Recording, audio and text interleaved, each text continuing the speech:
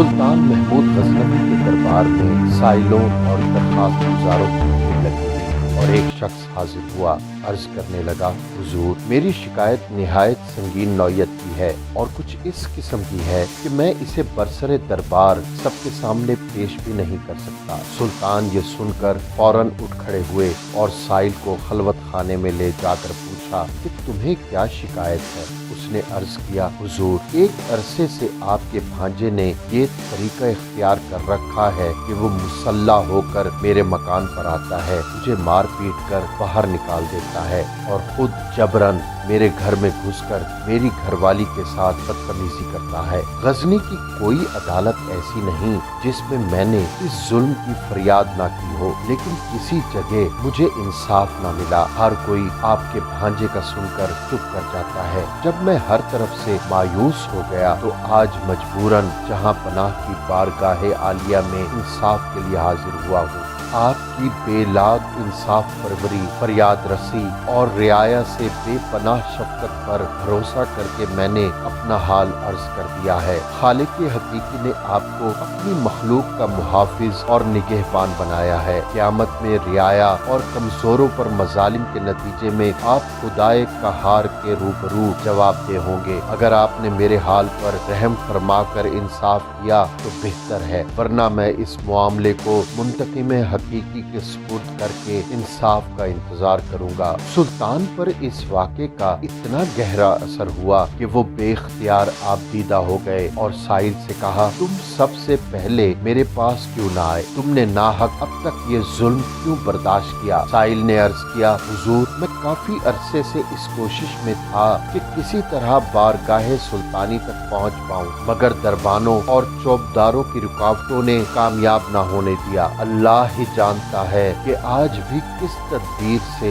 यहाँ तक पहुँचा हूँ। सुल्तान ने साहिल को इत्मीनान और दिलासा देकर ताकीद की कि इस मुलाकात और गुफ्तगू का किसी से जिक्र न करना और अब जिस वक्त भी वो शख्स दोबारा तुम्हारे घर आए उसी वक्त मुझे उसकी इत्तला कर देना। मैं उसको ऐसी इबरतनाक सजा दूंगा कि आइंदा दूसरों को ऐसे मजालिम करने की जुर्रत न हो सकेगी। बादशाह ने दरबानों को भी उस शख्स से शनासा करवाया ताकि वो उसे दरबार आने दें। इस मुलाकात के बाद 2 रातें गुजर गईं, मगर साहिल न आया। सुल्तान को तशवीश हुई कि नामालूम उस गरीब को क्या हादसा पेश आया होगा। वो इसी फिक्र में परेशान थे कि तीसरी रात को साहिल दौड़ता हुआ आस्ताना शाही पर आ पहुंचा। इत्तला मिलते ही सुल्तान ने फिलफौर सवारी निकाली और साहिल के हमरा उसके घर पहुंचकर अपनी आंखों से वो सब कुछ देख लिया जो साहिल ने उन्हें बतलाया था। उसके बाद सुल्तान ने 3 काम किए। नंबर 1, कमरे में शमा जल रही थी। सुल्तान ने शमा गुल कर दी और खुद खंजर निकाल कर उस बदकिरदार का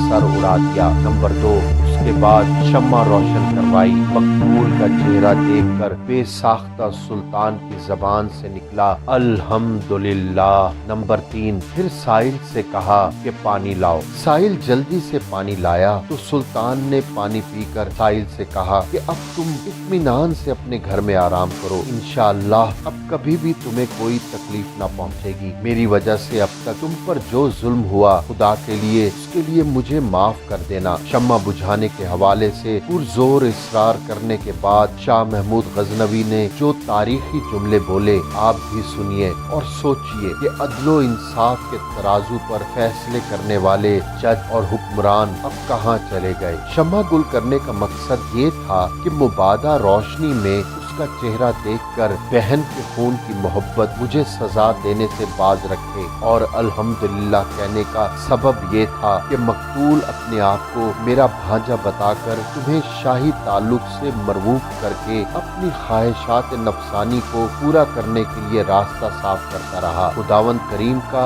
हजार हा शुक्र है कि महमूद गजनवी के रिश्तेदारों का इस शर्मनाक बेहूदगी से कोई ताल्लुक नहीं है। ये शक मेरा भांजा तो दरकिनार रिश्तेदार मेरा रिश्तेदार भी नहीं है। और पानी मांगने की वजह ये थी कि जब से तुमने अपना वाकया सुनाया था मैंने अहद कर लिया था कि जब तक तुम्हारा इंसाफ ना कर लूंगा आबो दाना मुझ पर हराम है। अब चूंकि मैं अपने फर्ज से सुबुकदोश हो चुका था और मुझ पर प्यास का शदीद गलबा था, इसलिए मैं पानी मांगने पर मजबूर हो गया था। ये कहकर सुल्तान महमूद गजनवी उसके घर से निकल आए और अपने इस इंसाफ की बदौलत तारीख में हमेशा हमेशा के लिए अमर हो गए।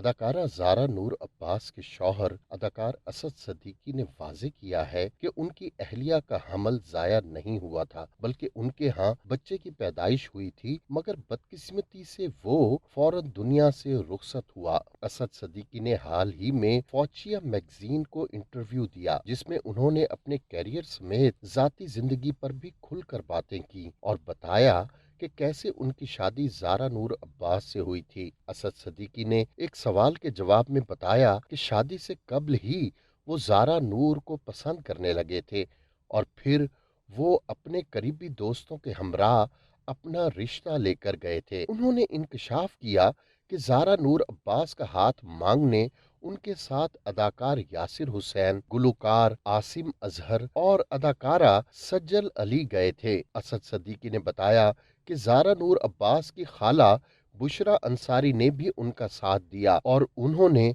उस वक्त अमेरिका से अपनी भांजी के शौहर को फोन करके उनका रिश्ता असद सदीकी के साथ करने की सिफारिश की। अदाकार का कहना था कि बुशरा अंसारी की जानिब से सिफारिश किए जाने के बाद ही ज़ारा नूर अब्बास के वालिदैन रिश्ते के लिए रजामंद हुए थे। उन्होंने अहलिया की तारीफें करते हुए कहा कि वो उनके प्यार के जज्बे और दूसरों का ख्याल रखने से उनके मद्दाह हुए और उनसे शादी का इरादा किया। एक सवाल के जवाब में असद सदीकी ने वाज़ेह किया कि पहले बच्चे की मुतवक्का पैदाइश के वक्त ज़ारा नूर अब्बास का हमल ज़ाया नहीं हुआ था, बल्कि बाज़ पेचीदगियों की वजह से 6 माह के बच्चे की पैदाइश हुई थी। अदाकारा ने बताया कि उनके यहाँ पहले बेटे औरंगजेब की पैदाइश हुई थी, मगर वो जल्द ही इंतकाल कर गए थे और उन्होंने ज़ारा के साथ मिलकर बच्चे की तदफीन की थी। उन्होंने अहलिया की बहादुरी की तारीफें करते हुए कहा कि इसमें कोई दो राय नहीं कि बच्चे की पैदाइश के वक्त खातून न सिर्फ जिस्मानी खदोखाल की तब्दीलियों का सामना करती है, बल्कि वो जज्बाती तौर पर भी तब्दील होकर मुश्किलात बर्दाश्त करती है। असद सदीकी का कहना था कि खुदा ने ऐसे ही खातून का मर्द से आला दर्जा नहीं बनाया, वो नई जिंदगी को जन्म देने वाली होती है, इसलिए उनकी अहमियत और दर्जा ज्यादा है। असद सदीकी और ज़ारा नूर अब्बास ने दिसंबर 2017 में शादी की थी। जोड़े के यहाँ पहले बच्चे की मुतवक्का पैदाइश की खबरें सितंबर 2021 में आई थीं। बाद अज़ां सोशल मीडिया पर ऐसी खबरें भी गर्दिश करती रहीं कि बाज़ पेचीदगियों की वजह से ज़ारा नूर अब्बास का हमल ज़ाया हो गया, मगर अब असद सदीकी ने वाज़ेह किया है कि उनके यहाँ बच्चे की पैदाइश हुई थी, मगर वो जल्द इंतकाल कर गए थे। असद सदीकी से ज़ारा नूर अब्बास की दूसरी शादी है। उन्होंने पहली शादी 2014 में कम उम्री में बैरून मुल्क रिहाइश पजीर शख्स से की थी, मगर 2017 के आगाज में ही उनकी तलाक हो गई थी। पहली शादी की नाकामी पर ज़ारा नूर अब्बास माजी में खुलकर बात कर चुकी हैं और बता चुकी हैं कि शौहर की जानिब से अदाकारी की इजाजत ना दिए जाने की वजह से ही उनके दरमियान इख्तलाफात पैदा हुए और उनकी तलाक हुई। ज़ारा नूर अब्बास माजी में बता चुकी हैं कि उनकी तलाक पर लोगों ने बातें की कि अदाकाराएं और अदाकारों की बेटियां तलाक ही लेती हैं।